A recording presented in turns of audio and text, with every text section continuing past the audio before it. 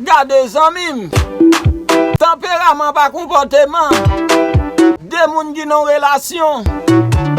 Relation a toujours belle. Mais gen yon nan moun yo. Ses entrailles li kap déchiré tant des amis. Tellement pas à l'aise dans relation. Les bourriques pote chay li. C'est dans quel li plein tande. Pas jamais ou l'équipe ay bourrique la belle. Pour di do bourrique la pas blessé tande. Radio 103.5 FM bon volume. M'a pas entré wana mettre konya là. Hey! Attention, attention, attention.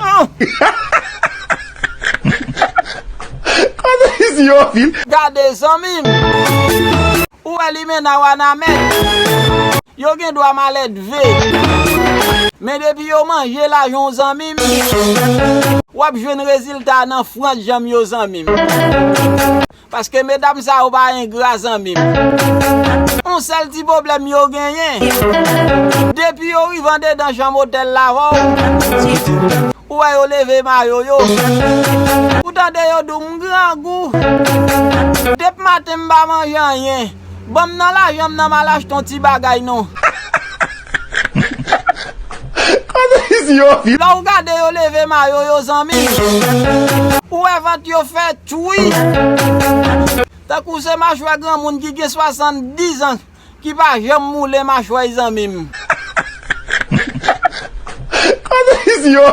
A profin bay li menace à l'argent zanmi.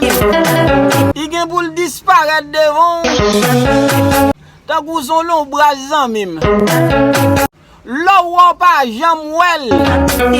Et pour fond virer ou al chercher. Là où paraît dans la station machine ou même 10 limena.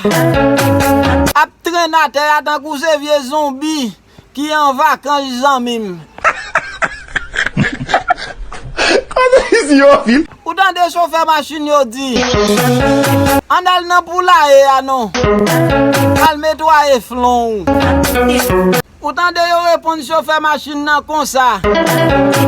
Ou pas besoin de payer hôtel. Pendem nan mou da machine nan et puis faut réfléchir dedans. Bon quoi bouta pour le payer hôtel là. Mesdames wana met oui. Qui frappe fort comme ça. Grand pile ti moun wana met zanmim. Yo te supposé rele yo ti bak chin. Gade zanmim. Pi bel bagay la m'ba djouli. L'el resi retourne ya. Wap el bagat avec gros bouteille éclairé dans mon da poche li. Ou gen pour dire comme ça. On prend la jambe nan même. Et pour pas jamais retourner. Ou attendre le jour comme ça. C'est pas petite moyen oui qui t'a bon problème dans la ria. Pourtant menti nos amis. Flèche oui yo t'a tiré dedans. Et puis amis. L'elle parle ensemble avant ou. Jolly répond nous. Il dit m'gen problème moi déjà. Par m'aider dans des messieurs. Ça fait rire, mais c'est vraiment malheureux.